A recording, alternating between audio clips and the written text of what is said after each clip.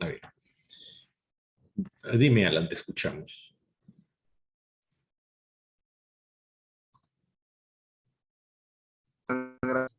Estaba, bueno, viendo su video, que es muy interesante, sobre la introducción de la clase. Y bueno, solo para empezar, que me ha llamado la atención respecto a la ley, la que es la 26.366, ¿no? Si bien empieza su primer diapositiva, empieza describiendo sobre los fundamentos del procedimiento registral, no empieza con la Constitución, luego va bajando a la ley que es la 26.366, luego el código, su reglamento y finalmente culmina con la ley 2744.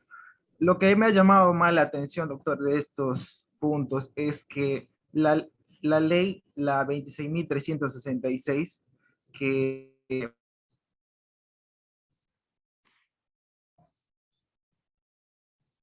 entre el 194, ¿no? Esta ley es importante porque, como usted lo ha señalado en su video, crea dos instituciones registrales, ¿no? Que es el SINAR, que es el Sistema Nacional de los Registros Públicos, y lo otro es la SUNAR, ¿no? Que es la Superintendencia Nacional del Registro Público, ¿no? Que esto sería pues el ente rector del sistema registral, ¿no? Y asimismo esta ley lo que va a hacer es reglamentar, ¿no? Los diversos registros que existían en el Perú, es decir, lo reglamenta en cuatro grandes registros, ¿no? Que son pues el registro de propiedad inmueble, el registro de bienes muebles, las personas jurídicas y los registros de personas naturales, ¿no?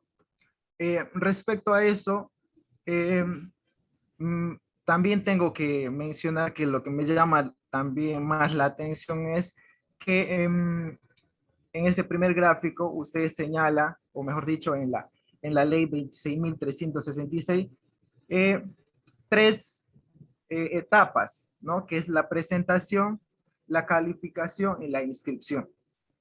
Eh, Respecto al primer punto sobre la presentación, ¿no? Que es la etapa donde la persona, ¿no? El usuario, el interesado, pues acude, ¿no?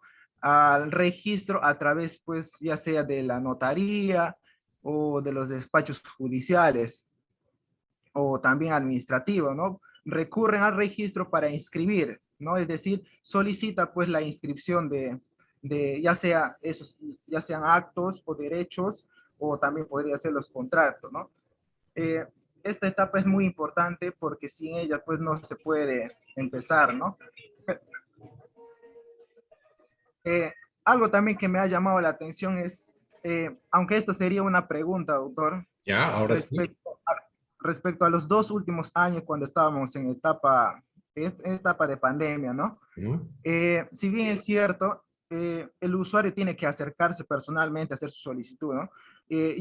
Me imagino, no tengo esa información, doctor, pero supongo que el registro habrá abierto algún medio, ya sea virtual, para la presentación de esa solicitud, ¿no? Quisiera saber también este, sobre ese tema, si hasta ahora se puede hacer virtualmente la solicitud o necesariamente se tendría que ir presencialmente a hacer su solicitud, ¿no? Ya, ok, Eh, a ver, vamos ahí nomás. Es una pregunta interesante. A ver, cuando nosotros hemos estado en confinamiento, evidentemente muchas de las oficinas a nivel nacional se cerraron, pero estuvimos atendiendo, o sea, antes de la pandemia ya se estaba trabajando con los títulos digitales en algunos registros.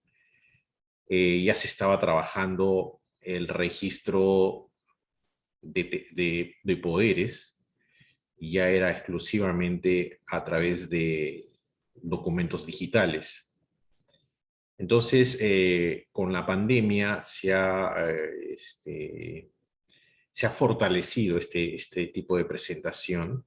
Evidentemente, ahora la SUNAR ha sacado una última norma en donde el usuario puede eventualmente, si es que tiene autorización del propio notario, por ejemplo, en una compra-venta, puede, o sea, el notario le autoriza porque es son presentaciones cautivas, se dice, porque solamente el notario es el que presenta el título. Entonces, sin embargo, el notario tiene esa posibilidad de autorizar al interesado para que vaya directamente con el documento físico al registro. O sea,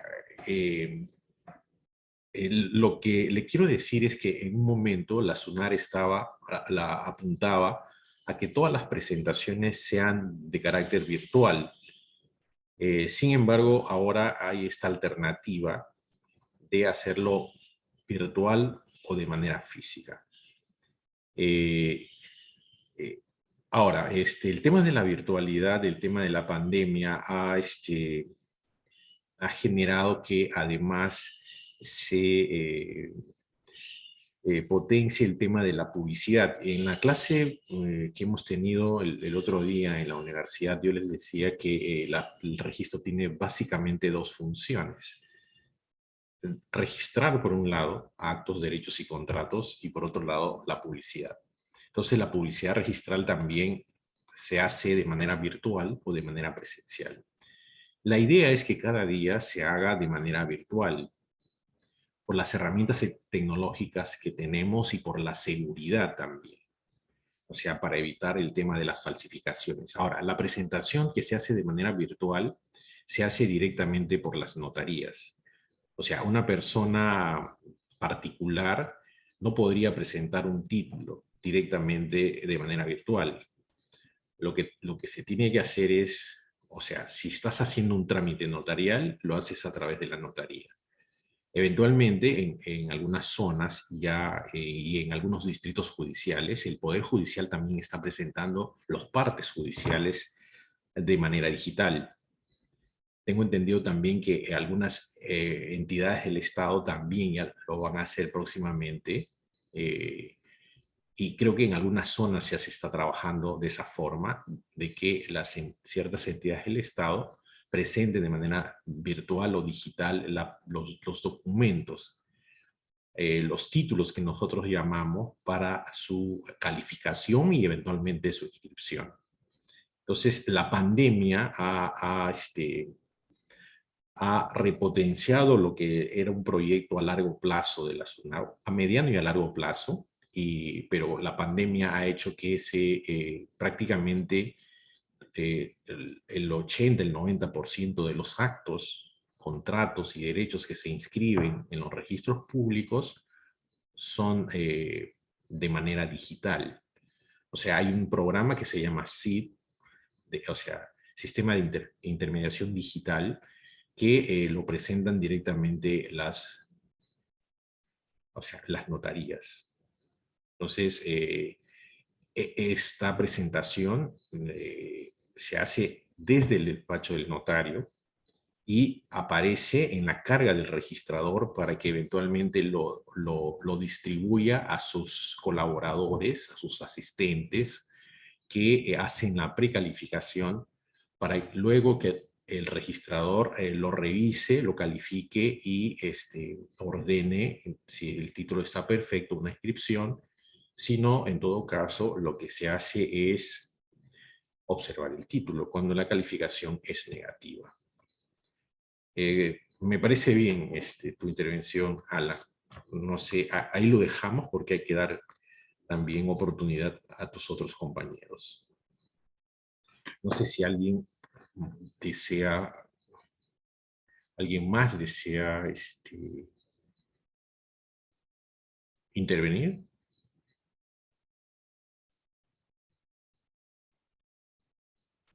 Doctor, buenas tardes. ¿Me escucha? Un momentito, por favor. Voy a ver. Tienen que levantar la mano, por favor, para guardar un orden, de tal manera que yo diga, esta persona tiene que intervenir. Entonces vamos a seguir el orden.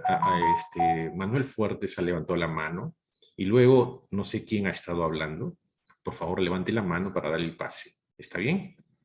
O sea, todos van a tener la oportunidad de dar su punto de vista, o en todo caso algún comentario, pregunta, solamente pregunta.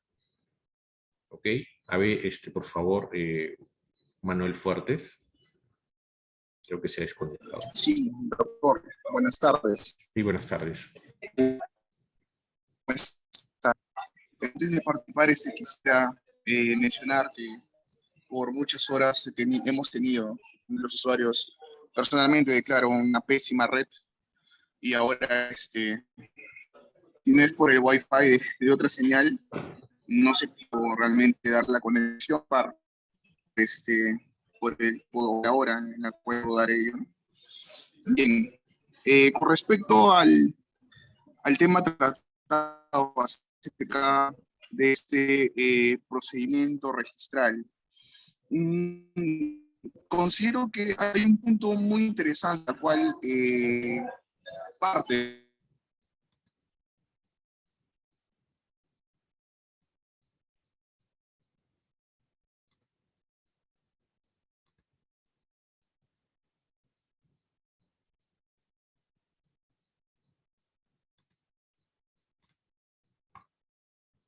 Parece que Manuel se ha desconectado. Entonces, a ver, vamos a seguir con Joyce. Joyce Panaifo, por favor. Y luego... Doctor, buenas tardes. Sí, buenas tardes. Buenas Sí, tardes. se me escucha bien. Yo les... Tengo problemas con el internet, pero ya. Bien, doctor. Un punto que me pareció muy interesante y me gustaría comentar respecto a SINAR.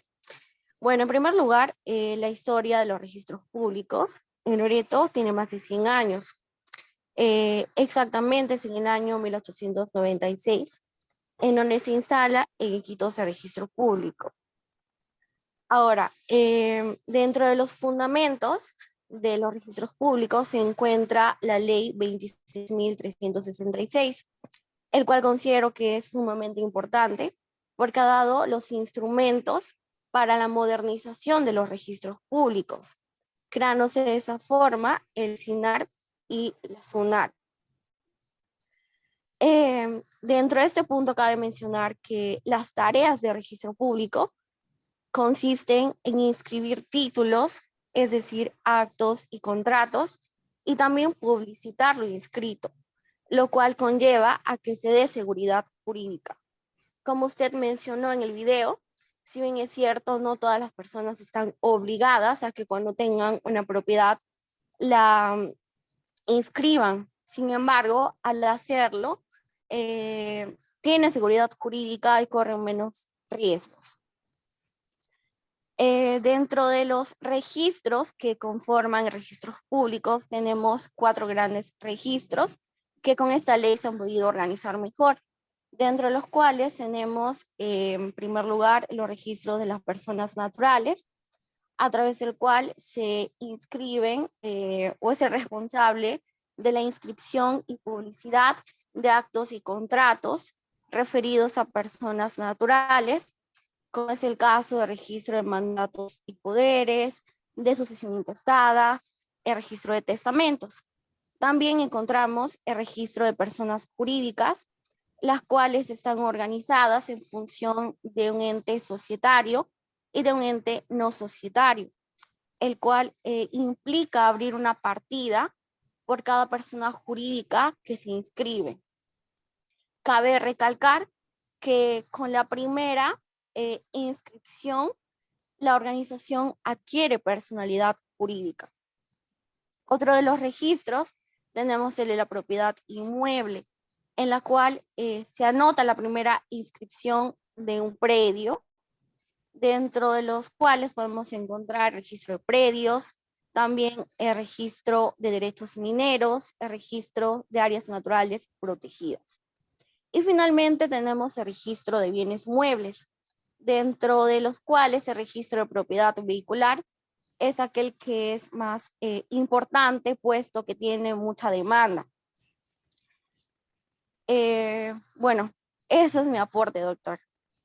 Ok, has hecho una síntesis muy bien, Joyce. Efectivamente, la ley 26.366 lo que hace es crear dos entes importantísimos. Uno es la SUNAR, que es el ente rector del Sistema Nacional de los Registros Públicos, y crea el SINAR. Lo que hace el SINAR, o sea, lo que hace esta ley es unificar en 4 grandes registros los diferentes registros que han estado desperdigados por una serie de instituciones del Estado peruano, como por ejemplo el registro de propiedad vehicular estuvo en el Ministerio de Transportes.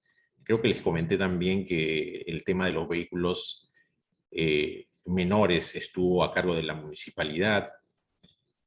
Antes de que haya el registro mobiliario de contratos, había lo que se llamaba el registro fiscal de ventas a plazos. Lo manejaba el Ministerio de Comercio Exterior. El tema del registro de hidrocarburos también estaba en el Ministerio de Hidrocarburos, en el Ministerio de... Uy, se me fue. Pero el registro minero, por ejemplo, también estaba también en una entidad del Estado.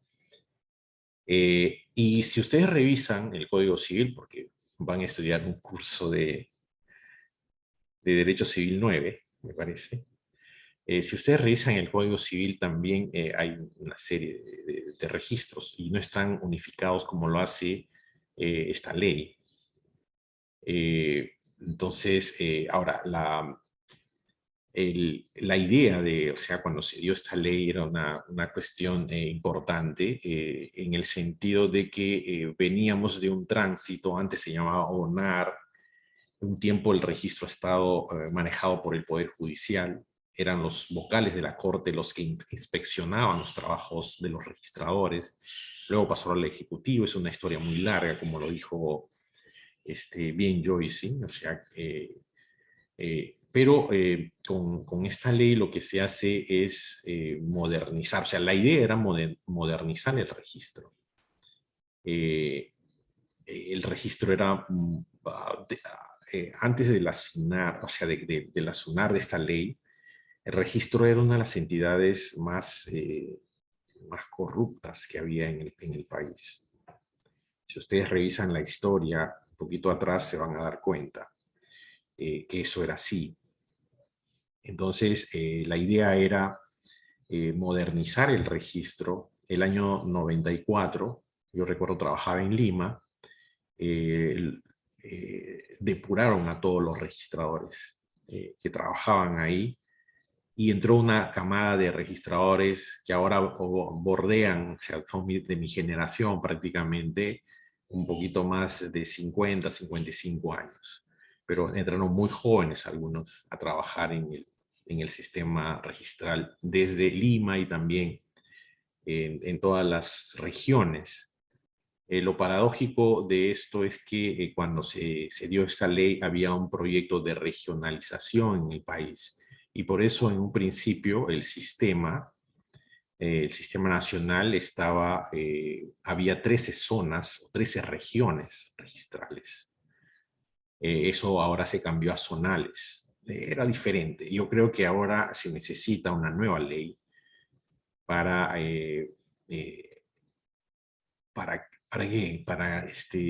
sincerar un poco lo que se está haciendo, lo que es el registro. Ha habido modificaciones, les he hablado también al Código Civil, que ha modificado sustancialmente lo que es el sistema registral peruano, y eso necesita una revisión desde mi punto de vista. Bueno, pero ahí le dejo. Vamos a seguir con Bruno, por favor. Muy buenas tardes a todos. Doctor, ¿qué tal? ¿Cómo está? Buenas. Con respecto al video que usted nos ha proporcionado, de antemano muchas gracias, es un video muy ilustrativo. El aspecto más relevante que he podido observar, que inclusive cuando usted nos ha comentado sobre las garantías contenidas en el artículo 3 de la ley 26.366, se me ha quedado grabado en la mente, relacionado a la intangibilidad. Usted, al igual que en el video, manifestaba que este se encuentra estrechamente vinculado con el principio de legitimación, o también conocido en la doctrina como seguridad estática. Y aquí, revisando los apuntes que hice respecto al video, usted mencionaba acerca de la intangibilidad de las decisiones del registro, o básicamente de las inscripciones registrales, en tanto que ésta se tiene que modificar siempre por vía regular. No se puede modificar una decisión así por así, sino ya sea a través de un mandato judicial o de un acto posterior. Así también usted argumentaba que la legitimidad pues implicaba una presunción iuris tantum. Pues por ello me puse a indagar un poquito más y trayendo a colación el Código Civil que usted también acaba de mencionar, pues tenemos al artículo 2013 o 2013 del Código Civil peruano, el cual señala que el contenido del asiento registral se presume cierto y produce sus efectos, etcétera, etcétera. Aunado a ello, también revisando un poco más de la jurisprudencia, de la doctrina, encontré el expediente 018-2015, que fue emitido el 5 de marzo del año 2020 por parte del Tribunal Constitucional, el cual señala que se advierte la presunción iuris tantum de exactitud y certeza de lo inscrito en los registros públicos, lo siento. Y esto a su vez, ¿qué implica?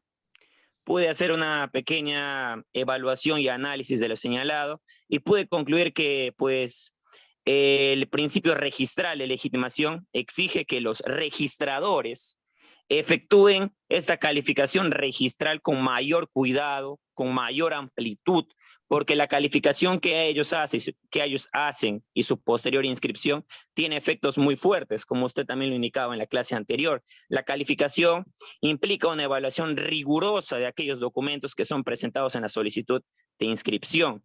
Y así pues, finalmente puedo manifestar que este principio de legitimación, ya creando un propio concepto en base a todo lo que le acabo de mencionar, pues implica una presunción relativa de la existente concordancia entre lo que se encuentra en los asientos registrales, entre lo que se encuentra en los registros públicos y, como usted lo señalaba, en la realidad extrarregistral, la cual, al ser una presunción iuris tantum, admite prueba en contrario. Eso es lo que puedo manifestar al respecto, doctor. Ok, No sé. gracias, Bruno. Está bien, me parece bien tu aporte. De hecho, has revisado lo que también el Tribunal Constitucional en algún momento ha tocado, estos principios o estas reglas de carácter general que sustentan el sistema registral peruano. Evidentemente, la calificación es una calificación fuerte. Es una calificación fuerte y los títulos para que tengan acceso al registro tienen que ser títulos perfectos. Obviamente, se pueden cometer errores, de hecho. Sin embargo, estos errores deben ser minimizados siempre. Esa es la idea. Por eso hay filtros para hacer primero una precalificación. Se entiende que el precalificador es una persona, muchos de los que hacen precalificación se llaman asistentes registrales, son abogados, son expertos, conocen su trabajo, pero a veces se nos escapa igual al registrador. Entonces ellos hacen un trabajo mecánico por un lado, porque tienen que manejar un sistema, hacer una serie de búsquedas en los índices, se hace estudios de la partida registral, o sea, de todos los antecedentes registrales, y además lo que se hace es analizar el título, o sea, el documento que se ha presentado, y ahí se va a calificar la forma y el fondo. Entonces hay una serie de cuestiones que el precalificador hace y luego esto es validado por el registrador. El registrador es el responsable finalmente de esta calificación. Y esta calificación es fuerte por los efectos que tiene. Hay algunos sistemas registrales que los efectos son débiles. Cuando los efectos son débiles, la calificación también es débil. Pero en nuestro sistema la calificación es fuerte. O sea, nosotros hemos tomado este modelo del sistema español, que a su vez el sistema español también ha recibido influencia del sistema registral alemán. Entonces, en donde los títulos para que tengan acceso al registro tienen que ser títulos perfectos. O sea, títulos que al menos en lo que tenemos, en lo que se tiene se entiende que deben ser, estar bien hechos, ¿no? O sea, en todos los aspectos.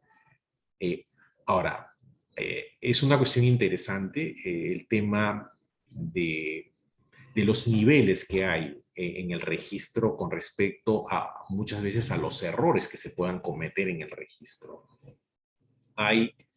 O sea, nosotros cuando calificamos, si la calificación es positiva, es decir, si el título está ok, si el título está bien hecho, es perfecto, lo que se tiene que hacer es un resumen, o sea, porque nosotros pertenecemos al sistema de inscripción registral.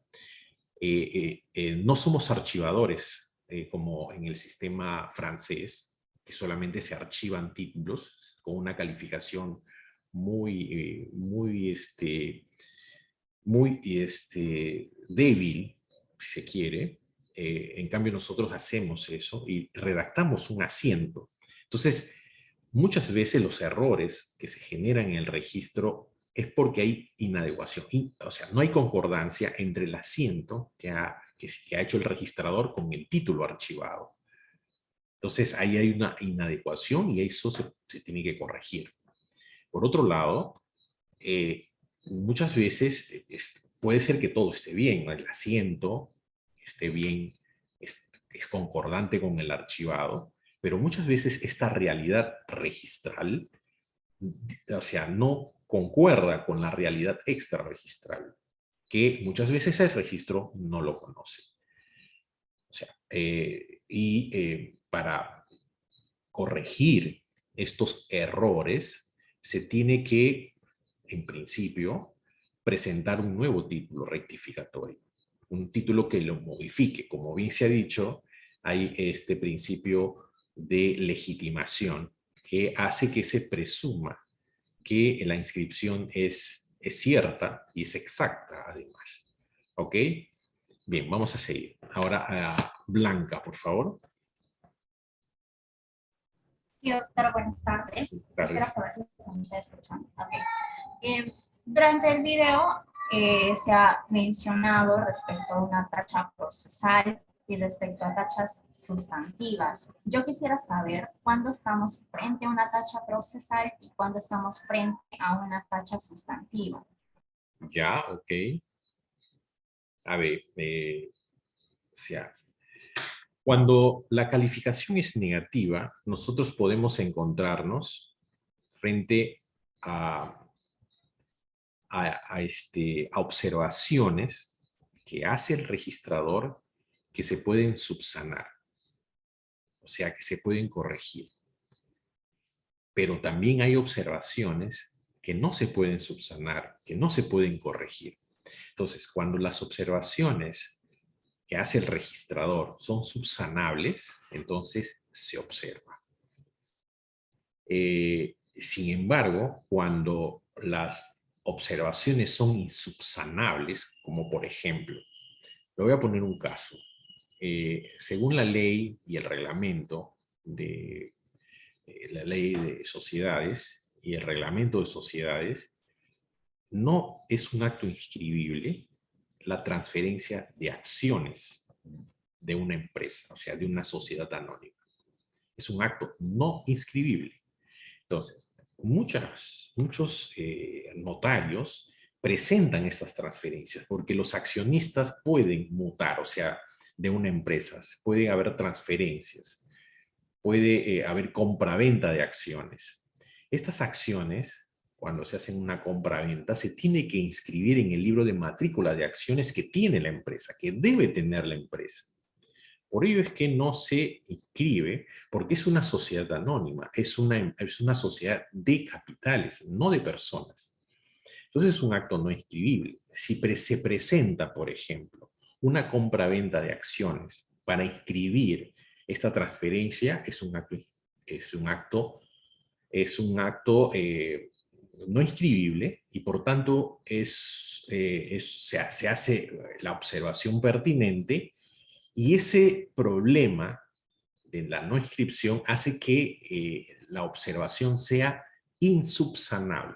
Entonces, cuando se hace una observación de fondo y donde el usuario no puede subsanar porque se trata de un acto no inscribible, o por ejemplo, cuando se hace una donación de un inmueble, cuando no se valoriza el bien, o cuando no se presenta la escritura pública, también son cuestiones que hacen que el negocio jurídico sea nulo.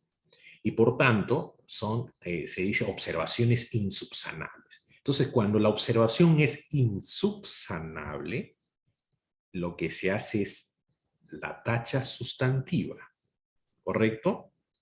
Esa es la primera, o sea, estamos dentro del procedimiento, hacemos una tacha sustantiva y el usuario ahí solamente tiene una alternativa frente a la decisión que ha tomado el registrador. Solamente puede apelar al tribunal para que el tribunal revise si es que la calificación que ha hecho el registrador es la correcta.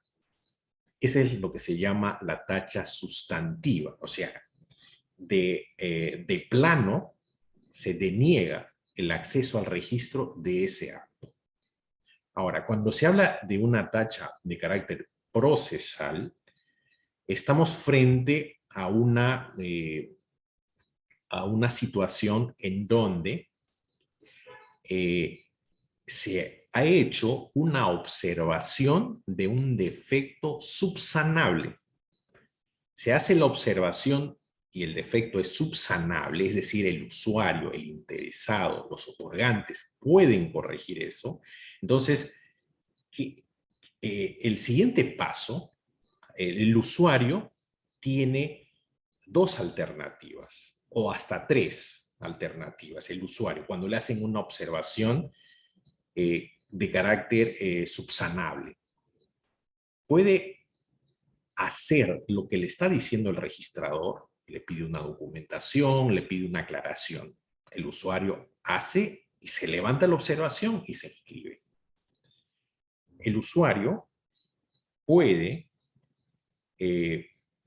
presentar un recurso de reconsideración. Nosotros lo llamamos en nuestra jerga un recurso de recalificación. Te presentan un escrito y te dicen, señor registrador, usted creo que se ha equivocado, por favor revise nuevamente el título. Entonces, nosotros tenemos la obligación de revisar nuevamente nuestro trabajo para ver si efectivamente estamos en lo correcto o nos hemos equivocado en la calificación. Podemos reiterar si no consideramos que nuestro trabajo está bien hecho. Y la otra alternativa que tiene el usuario es la apelación al tribunal. Ahora, sin embargo, a pesar de que hay estas tres alternativas, muchas veces el usuario simplemente no hace nada y el procedimiento registral tiene una vigencia, un plazo, o sea, se hace la observación y el usuario tiene un plazo para subsanar la observación. Si el usuario no subsana la observación en este plazo, que puede ser de 35 hasta 60 días, o más dependiendo, por ejemplo, cuando se trata de comunidades nativas, que son 50 días adicionales de los 35, entonces, cuando se vence esta posibilidad, o sea, este plazo que le da el registro para que subsane la observación, se entiende que el plazo de vigencia del asiento de presentación caduca. Y cuando caduca, lo único que tenemos que hacer los registradores es hacer lo que su compañera Blanca Trigoso ha dicho, una tacha procesal. ¿Por qué? Porque el usuario simplemente no ha levantado en el plazo que se le ha dado las observaciones. O no ha apelado, o no ha presentado un recurso de reconsideración, y se ha considerado que no levantaba el recurso de reconsideración las observaciones, etcétera, etcétera, etcétera. Entonces, Esa es la diferencia entre una tacha sustantiva de una tacha procesal. Cuando se hace una tacha procesal, el usuario tiene la posibilidad, si subsana, por ejemplo, luego de ese plazo que se le ha dado, es decir, levanta las observaciones después, él puede presentar nuevamente el título para que nuevamente sea calificado y se entiende que ya ha levantado las observaciones. No sé si me dejo entender. ¿Ok? Bien. Quedó claro, muchas gracias. Ya. Ahora vamos a seguir con Manuel. Sí, doctor. Buenas tardes, disculpe. Me botó la conexión, tuve que buscar una mejora. Sí. Justamente después de haber visto su video muy ilustrativo de por sí, justo con este principio que había mencionado el compañero antes de la compañera Trigoso, ¿no? Con respecto a esta garantía de intangibilidad.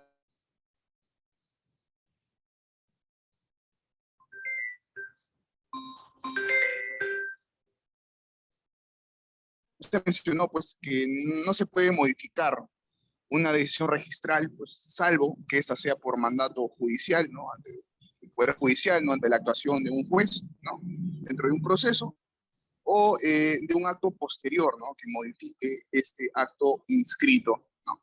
Pero de lo que yo quiero hablar es acerca de este principio tan importante, ¿no? Que es este principio de legitimación. Y en base a ello hay dos comentarios muy interesantes y muy importantes de dos doctores especialistas, ¿no? En derecho registral, ¿no? Uno es Carral y de Teresa, ¿no?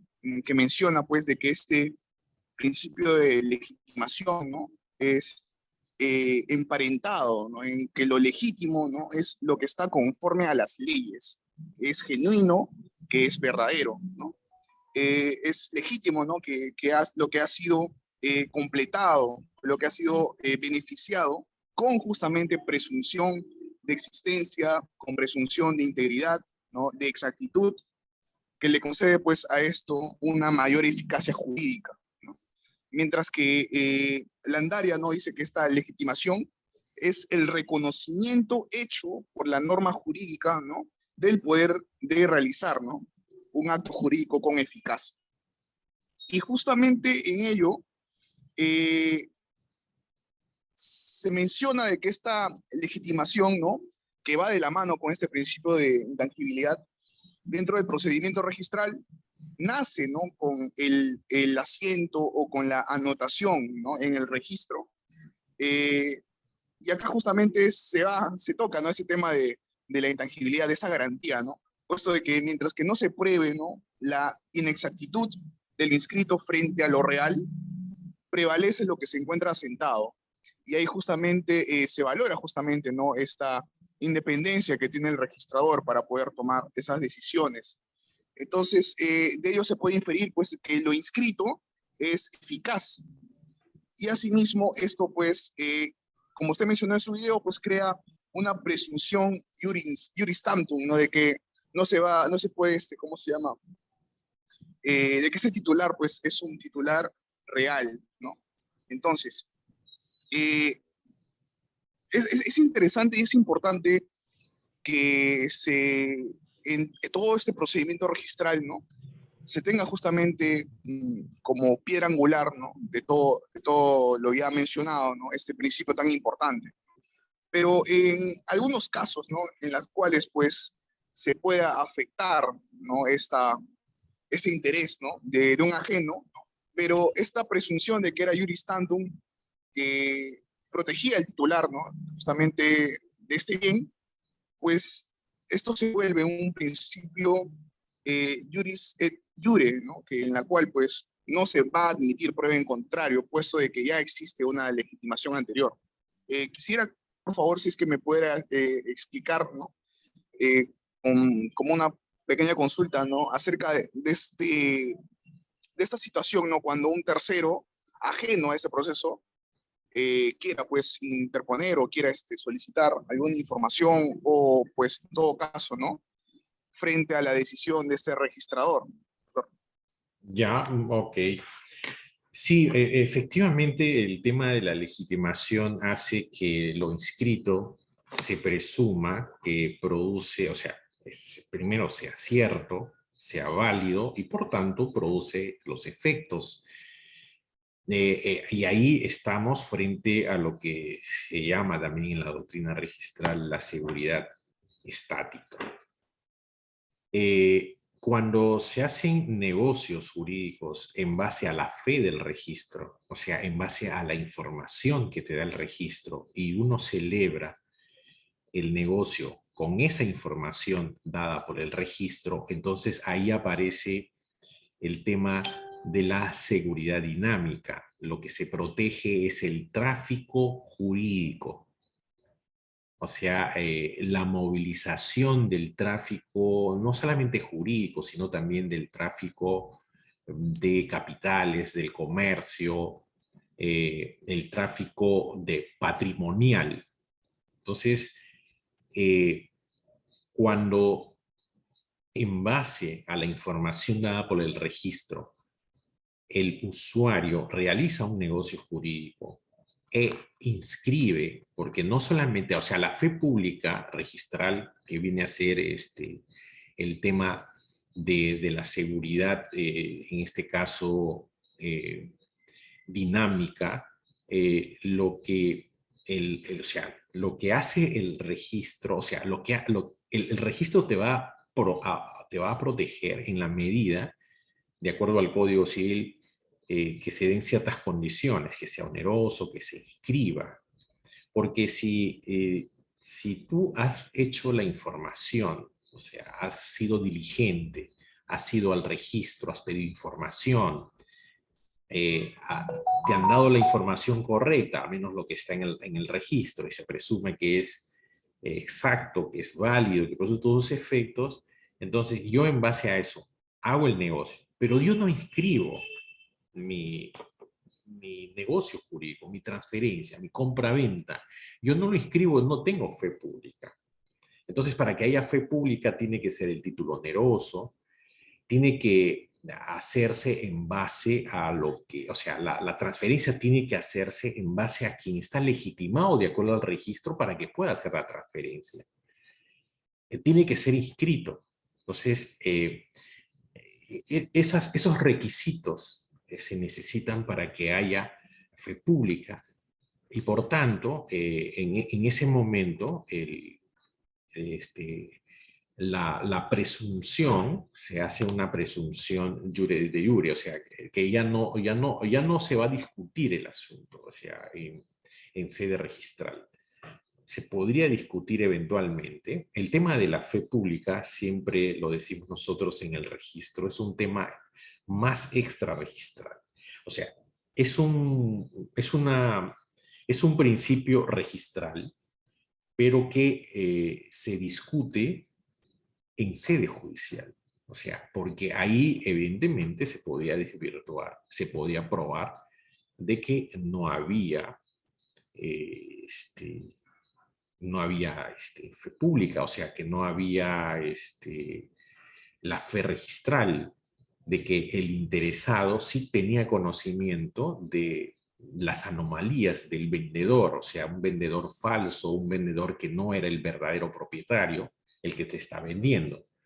Porque no hay que olvidar que uno se hace propietario fuera del registro. Y la inscripción de una compra-venta, por ejemplo, de un inmueble, no es de carácter obligatorio. Por temas de seguridad y por el análisis que uno puede hacer de las normas, uno concluye de que es importante la inscripción, porque con la inscripción registral uno va a obtener seguridad. Pero esta seguridad siempre es entre comillas, ¿no? Porque nosotros podemos eventualmente atacar, ¿no? O sea, si bien es cierto la inscripción tiene el respaldo de los tribunales, sin embargo en los tribunales vamos a discutir si es que, por ejemplo, esta persona ha tenido fe pública. ¿Ok? Entonces, por ahí va. Ahora, el tema de los efectos que genera la publicidad registral esta publicidad, o sea, estas inscripciones, se dice que tienen afectan a terceros, aun cuando no tengan conocimiento efectivo de lo que hay en el registro. Entonces, cuando se hace una inscripción, no solamente tiene la legitimación, sino la publicidad, o sea, los efectos que tiene es erga omnes, es decir, nadie puede decir que no tenía conocimiento de la inscripción registral. Claro, esa es una ficción, evidentemente, pero no se puede, o sea, yo no puedo decir, bueno, yo no tenía conocimiento de que estaba inscrito, ¿no? O sea, no me he ido al registro. Es igual que la publicidad de las leyes. Hay una presunción de que todos conocemos las leyes que se dictan todos los días y que se publican en el Diario Oficial del Peruano. Y lo mismo sucede con este tema de la publicidad, que está emparentado con la legitimación. En la legitimación hay una presunción juris tantum, pero en el tema de los efectos de la publicidad y que afecta a todos es una presunción jure et de jure, es decir, se presume que todos, absolutamente todos, tenemos conocimiento de las inscripciones. Por ejemplo, hoy día yo he trabajado más o menos 30 y tantos títulos y se presume que ustedes conocen de esas inscripciones y esa presunción es jure et de jure. Es decir, ustedes no pueden decir ante una autoridad que no conocían del contenido de esas inscripciones. Por lo menos, lo que señala el reglamento es que exista la posibilidad, eso es lo real, que exista la posibilidad de tener conocimiento y eso afecta a todos. No sé si te respondió realmente, Manuel, de la última parte de tu pregunta, pero ya estamos en camino. Vamos a seguir con Luzmila. A ver, Luzmila. Buenas tardes, doctor. Sí. ¿Qué tal? Buenas tardes, doctor. Buenas tardes. Sí. También he visto el video, me pareció muy interesante la forma como ha abordado el tema. Y también en la última parte, usted ha hablado sobre el acto registral, ¿no? En donde puede ser impugnable por el Poder Judicial, ¿no? Ya que el Tribunal Registral no lo impugna. Solamente esta impugnación se hace a través de un juez, ¿no? Cuando un juez dictamina pues una resolución. Sin embargo, también he estado indagando acerca de una ley, que es la ley 30.313, en donde abarca algunos supuestos especiales de cancelación de los asientos registrales. Y me gustaría saber, ¿no?, acerca de ello, porque en esta ley se menciona al jefe zonal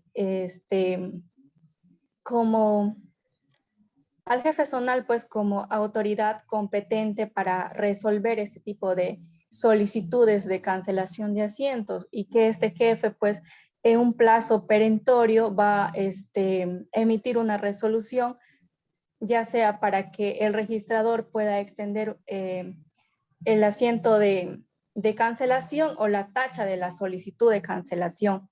Me gustaría saber cómo en este caso nuestra zona está abordando este aspecto, o si no se ha dicho nada al respecto, ¿no? Y si es así, pues, si alguna vez, doctora, a usted le ha tocado, ¿no?, este caso, ¿no?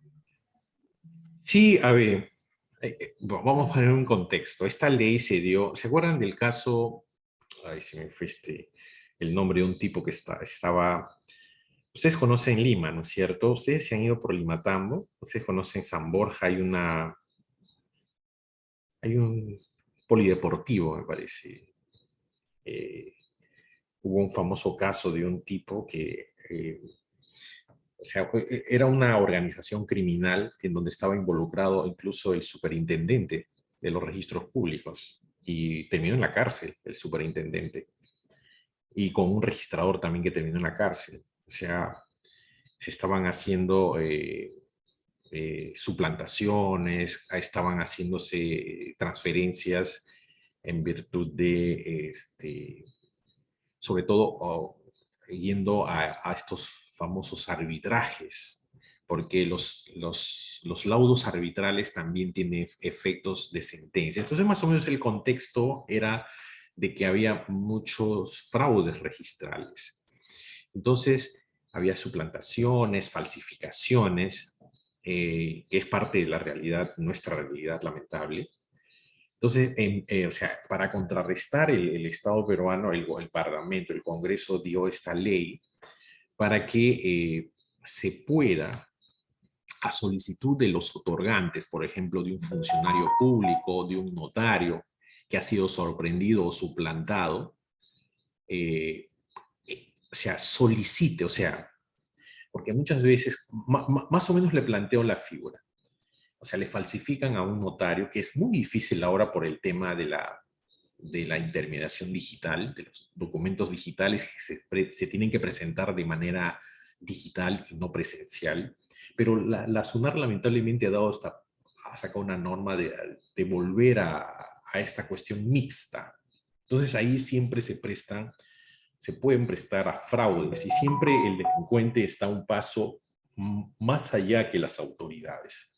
Entonces, esta ley se dio con la intención de que, por ejemplo, un funcionario público, una autoridad administrativa, un juez o un notario haya sido suplantado o haya sido sorprendido o se entera, por ejemplo, de que han presentado un título supuestamente de su notaría, entonces es el notario el que solicita la cancelación o la tacha de estos documentos que se están presentando.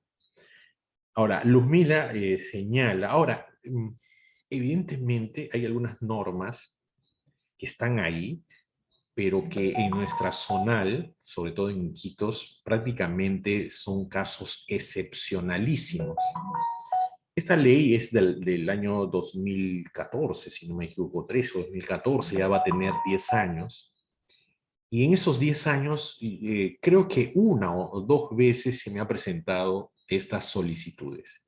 Y que en un caso me parece que fue desestimado y en el otro simplemente se hizo la tacha, perdón, se tuvo que hacer la tacha a pedido del notario. Recuerdo que era un notario de Pucallpa.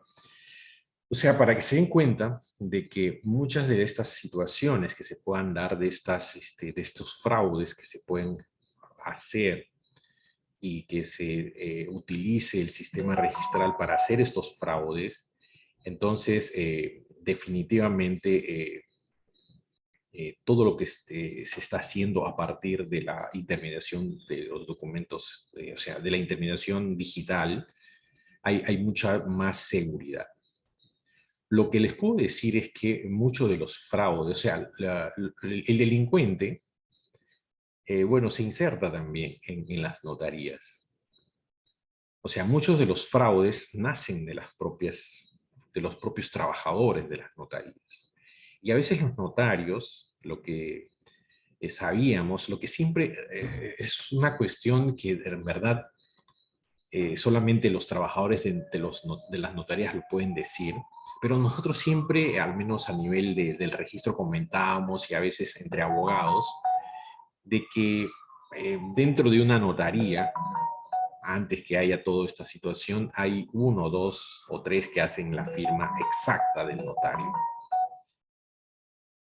Ahora, eso es por un lado. Por otro lado está que cuando se hacen estas presentaciones digitales, el notario tiene una clave que es personal.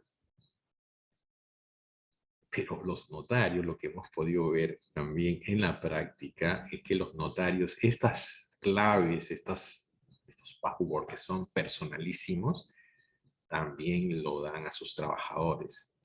Entonces, todos esos problemas generan mucha incertidumbre. Entonces, lo que te puedo decir y le puedo decir a todos es que estas herramientas están ahí, Probablemente en las oficinas grandes, yo no conozco otra realidad, al menos yo no me he puesto a estudiar. Habría que estudiar siempre. Cuando se da una ley, siempre es importante hacer la parte, el estudio social de cómo realmente está operando la ley. Se podría sacar unas estadísticas, se podría sacar unas estadísticas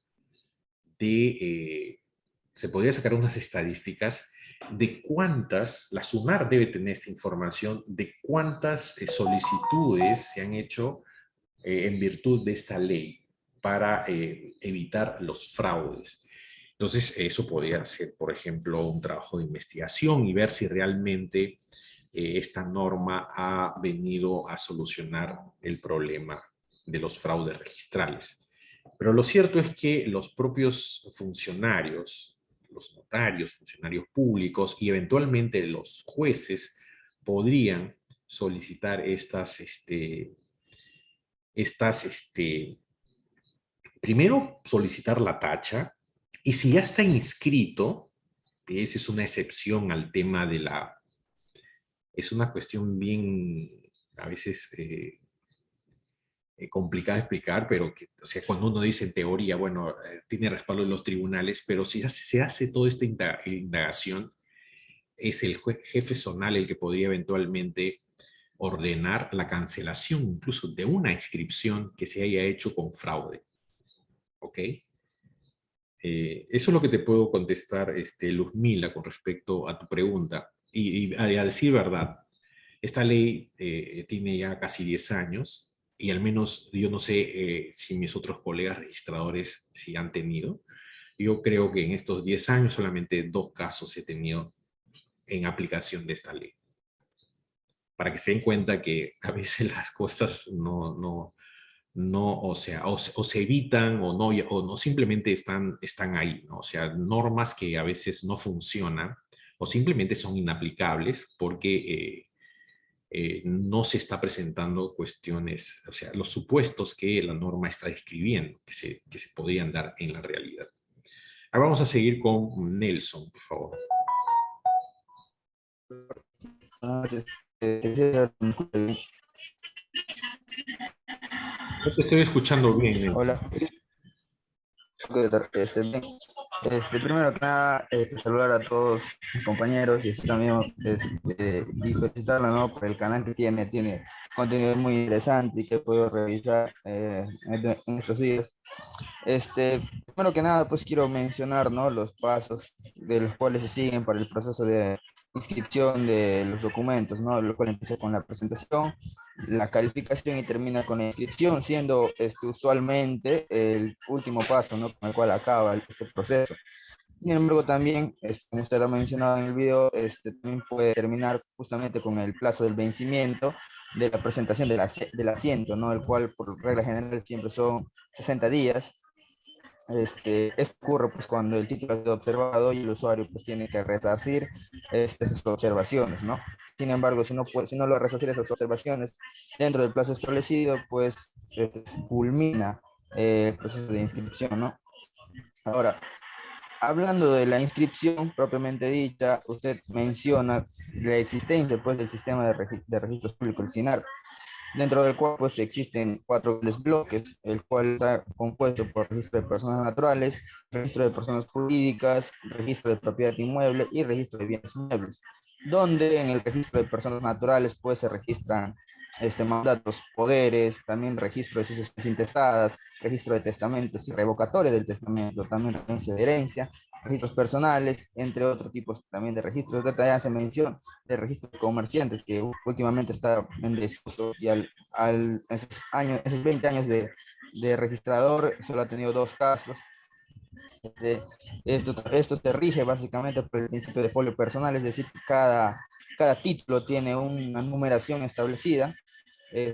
Seguidamente, el registro de personas jurídicas se registran personas jurídicas no societarias como cooperativas, CAFAI, subCAFAI, y personas jurídicas societarias, tales como las sociedades anónimas y las empresas de responsabilidad limitada, lo cual se rige básicamente por la Ley de Generales Sociedades, y también pues está el principio de folio personal centro. Después tenemos el registro de la propiedad inmueble, que es el registro más importante que tiene la SUNAR, por ser también el más antiguo, donde se registran los predios urbanos, se registran los predios rurales, y también básicamente se registran las concesiones públicas, ¿no? Y por último tenemos el registro de bienes muebles, donde se registra la propiedad vehicular, las aeronaves y los buques. Doctor, básicamente de acá nace mi pregunta, ¿no? Puesto que he podido observar que dentro del registro de bienes muebles se ha puesto pues a las aeronaves y a los buques. Sin embargo, el Código Civil en el artículo 885 nos menciona pues que son bienes muebles las naves y embarcaciones.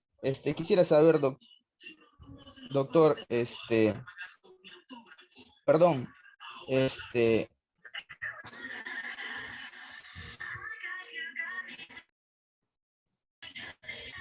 no, doctor, he incurrido en error, la verdad, básicamente sí, está muy bien, el hecho de que los bienes muebles se encuentren en las aeronaves y los buques, porque el Código Civil. No, está bien. Quisiera saber por qué están dentro de los bienes muebles, las aeronaves y los buques, cuando el Código Civil los menciona como bienes inmuebles, ¿no? Señalando que las naves y las embarcaciones son bienes inmuebles. Doctor, quisiera que me pueda absolver esta duda. Ya, lo que pasa es que, a ver, en principio, o sea, cuando se dio el Código Civil, tanto las aeronaves, los buques y los artefactos navales, etcétera, las concesiones, son considerados bienes, o sea, inmuebles. No hay que olvidar que cuando se habla de inmuebles, se los llama también bienes raíces, o sea, porque no se pueden mover de un lugar a otro. Y los bienes muebles sí se pueden desplazar de un lugar a otro. Entonces, el criterio para poner a estos, a los buques, a las aeronaves, a los artefactos navales, como bienes inmuebles, se tuvo el criterio de su valorización. Porque una motochata, por ejemplo, estoy hablando de un lenguaje loretano o de la selva, una motochata, una embarcación, una lancha que se llama acá, yo he visto en algunas oportunidades, en algunos momentos he tenido la oportunidad de calificar estos actos. Están valorizados a veces hasta en más de $500,000 o de dólares. Lo mismo sucede con las maquinarias, por ejemplo, las maquinarias, los tractores que se registran sobre todo cuando hay garantía en el registro inmobiliario de contratos. Entonces, pero en un momento, cuando se dio esta ley de garantías mobiliarias, se pasó, o sea, se modificó el Código Civil y se consideró a estos bienes como bienes muebles. Y se inscribían en el registro mobiliario de contratos cuando estas maquinarias o estos buques o estas lanchas o estos motores de aeronaves, porque todo se inscribe ahí, se convirtieron en bienes muebles por esta ley. Pero me parece que hemos vuelto al tema originario de considerarlo como bienes inmuebles. O sea, ese es el tránsito. ¿Cuál ha sido el criterio del legislador del 84 para considerarlos como bienes inmuebles? Por el valor de estos bienes. ¿Ok? Eso fue el criterio. Pero se trataba de bienes que se pueden mover, desplazar de un lugar a otro, y por tanto, por su naturaleza, son bienes muebles, no son bienes inmuebles. O sea, no son bienes raíces. Sin embargo, para el Código Civil y actualmente, o sea, me parece que se ha vuelto a considerar a estos bienes como bienes inmuebles. Eso es lo que te puedo decir, Nelson. A ver, vamos a seguir. A ver, Sandali, por favor. Doctor, buenas tardes. Buenas tardes con todo. Doctor, Voy a dar lo más resaltante, como usted mismo lo dijiste, para no olvidarnos, como ya futuros abogados, para no olvidarnos. Y yo hice un pequeño apunte, ¿no? Que la naturaleza que la naturaleza del procedimiento registral, ¿no? Tiene la finalidad de inscribir títulos, que el trabajo del legislador tiene que hacer lo que dice la norma, ¿no?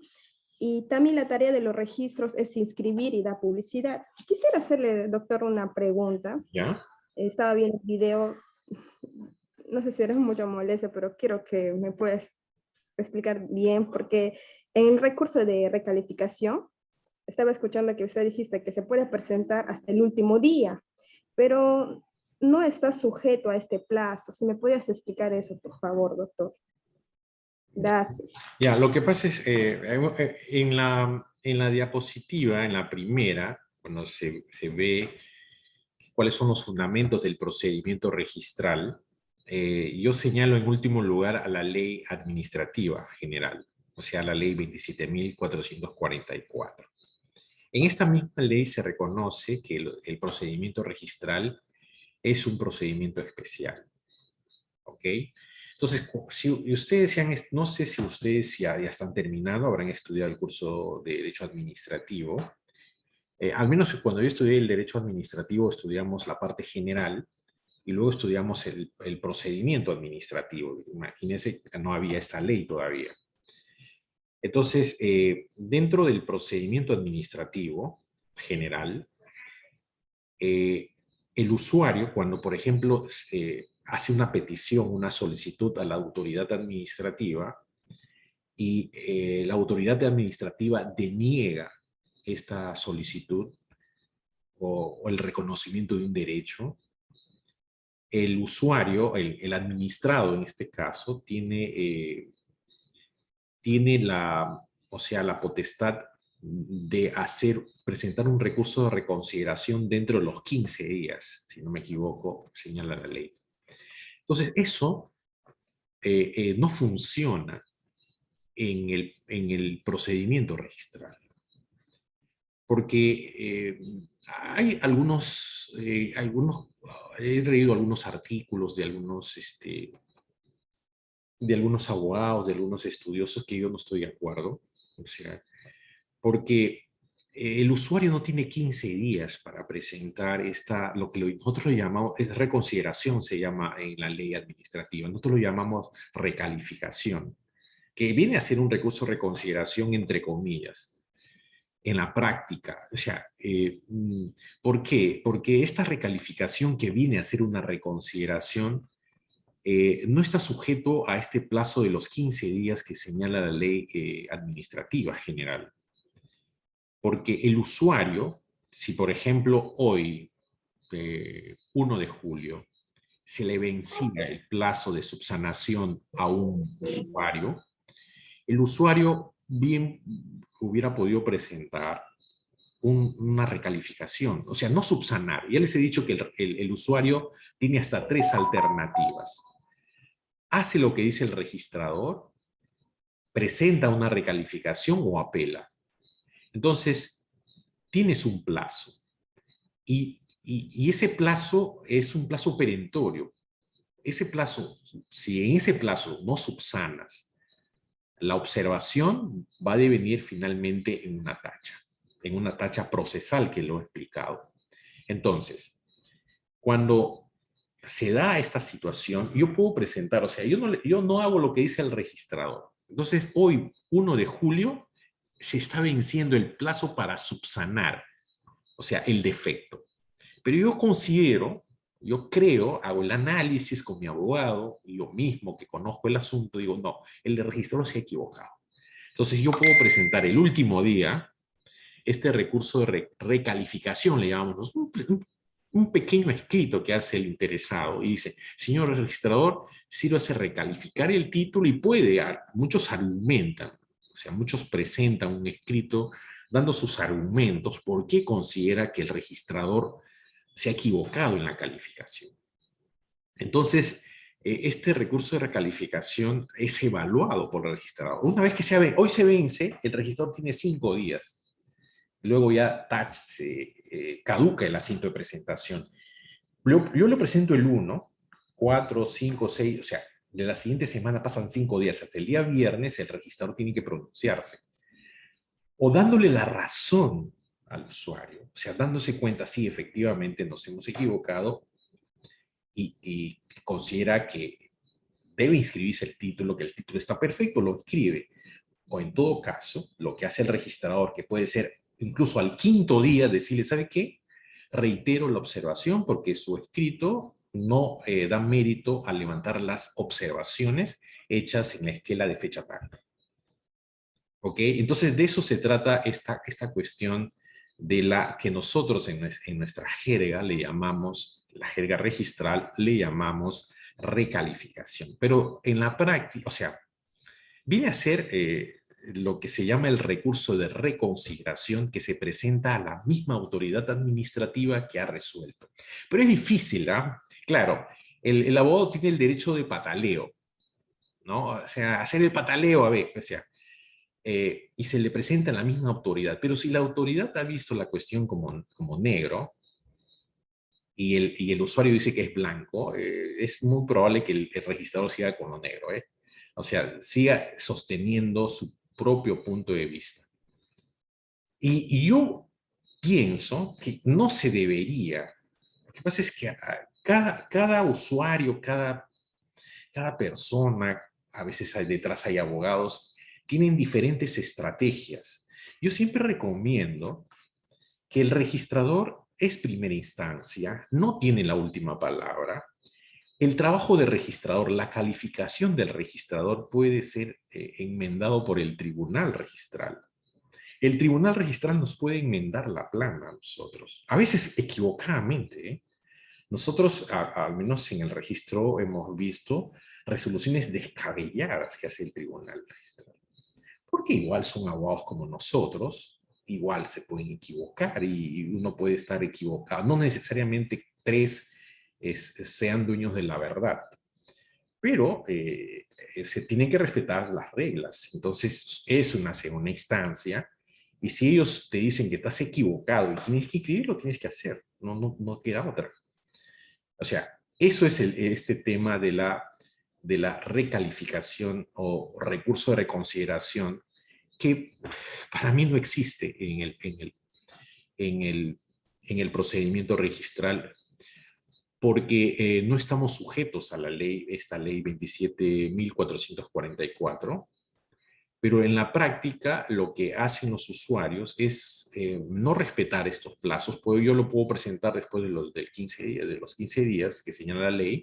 Igual este documento tiene que ser evaluado, tiene que ser calificado por el registrador tiene que revisar, tiene la obligación de revisar, analizar el escrito para ver si de repente estamos equivocados. A veces sí nos equivocamos, a veces hacemos un mal trabajo, no se podemos equivocar y por eso es pertinente hacer la calificación de este documento que soliciten esta recalificación. Ok, bien. Entonces, con eso le estaríamos dando respuesta a Sandra. No sé si tienen alguna otra pregunta o comentario.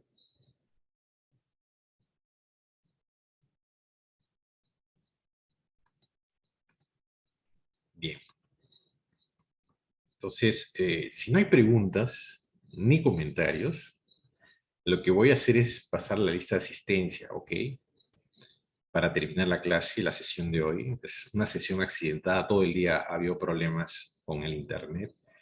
Yo ya iba a desistir en hacer esta clase, pero felizmente casi a las 5:30 pude entrar, pero no sé qué pasó, parece que se arregló la señal y pude entrar finalmente al Zoom.